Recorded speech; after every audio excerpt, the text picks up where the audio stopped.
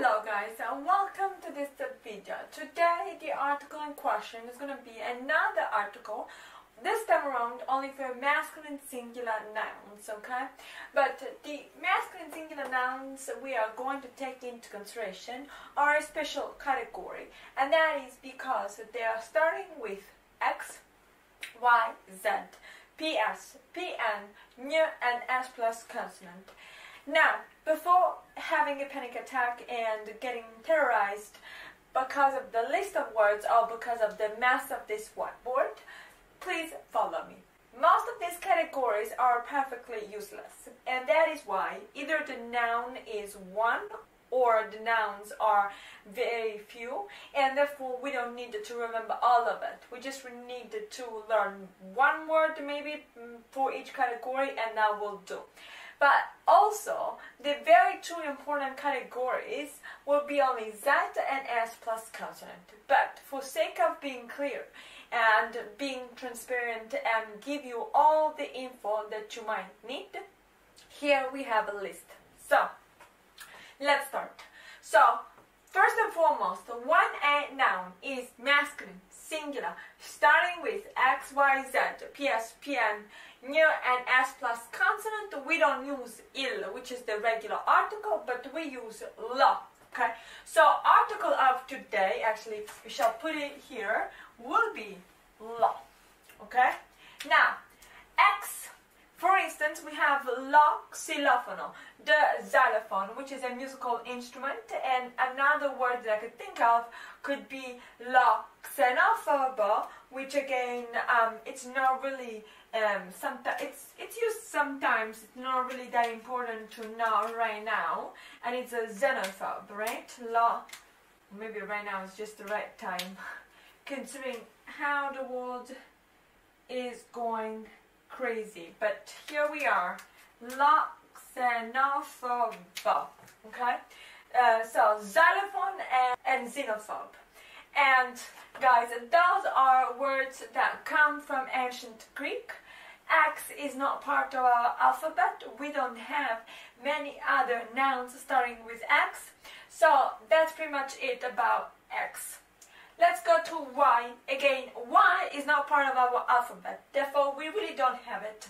The only noun that we have imported in this case from English is this one, la yogurt, spelled without the H, but the meaning is and the pronunciation is the same. So, la yogurt. So we have la xylophone, la xenophobe for X, la yogurt for Y. Let's go to Z. Z or Z is a very important category. So again, we have a few words here, a few words. For instance, lo zaino, backpack, lo zucchero, sugar, and then lo zio, uncle. So, lo zaino, lo zucchero, lo zio. Let's repeat one more time. Lo zaino, backpack, lo zucchero, sugar, and then lo zio, uncle. Alright guys, then we have PS. PS, which you guys also have in English. It's used for nouns in the psychological field. That's why you have nouns like psychologist, psychiatrist, psycho, etc. Right? PS, again, coming from Greek, related to the psychological field. I only have given you one example, and that is because for now that would do, and that is lo psicologo. Lo psicologo. Now guys, to pronounce this noun properly, remember to pronounce the P, because there is a little bit of P. It's not that stressed, but there is a little bit of P. And then to break it down, psi, psi, psicologo, psicologo, psicologo. Break down the sounds, guys, and this should come out fairly easy. PN. Now, you guys know in English we have pneumonia, for instance, right? Because lungs are full of air. And that is why, again, this PN is coming from, because PN is ancient Greek, is coming at least from ancient Greek, and indicates air. And that is why in English you also have the pneumatics, right? And so pneumatics, la pneumatica, which is one tire of the car. That is the technical term. We also have another more colloquial term to indicate the tire of a car. More of a layman, but vernacular, but la pneumatico is the tire. La pronounce the P, pneumatico. La pneumatico. La pneumatico. And that's PN. And then, guys, we go to ñ.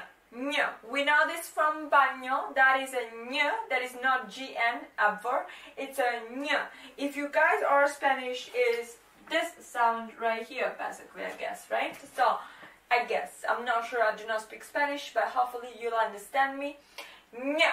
Okay? So, ñ will be lo ñomo. Ñomo, it's the garden gnome. Lo ñomo.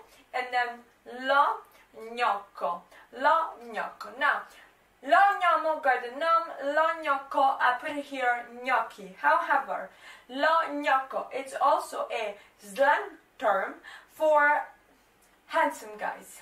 So guys, if you see somebody that is handsome, you don't want to be vulgar, but you want to pay him some kind of compliment, then just say, oh, that guy is a gnocco. And that would work. So, lo gnocco. Last category. Now guys, I wanted to write so many words with the S plus consonant, but because of the space I couldn't. But what we really mean by S plus consonant is S followed by anything that is not a vowel. So the vowels here, guys, I have erased some space for obvious reasons, but vowels are following A, E, I, O, U. So guys, anything that is S followed by any letter that is not a vowel is going to be S plus consonant. For instance, here we have lo scrittore, the writer, and lo sport. Lo sport, which is sport, which is like yogurt here, is not going to change, is not going to add any S when we pluralize it. Okay, guys? Lo scrittore, lo sport. But there are so many other examples of words starting with S plus consonant that we are going to have a look at in our following videos and exercises. So guys, I hope that gives you an idea of how we use the article lo. I am sure you'll have a bunch of questions. For now, it's important only that you remember the two important categories are the following: Z and S plus consonant, that you try to memorize as much as you can. Put these words in context meaning create your own sentences. Create your own sentences, make it absurd, connect it to emotional circuits, positive and negative emotional circuits, right? In this way, you are going to remember all of these nouns. So create your own sentences, record, listen, and repeat the same way I've been telling you to do since the beginning of this course.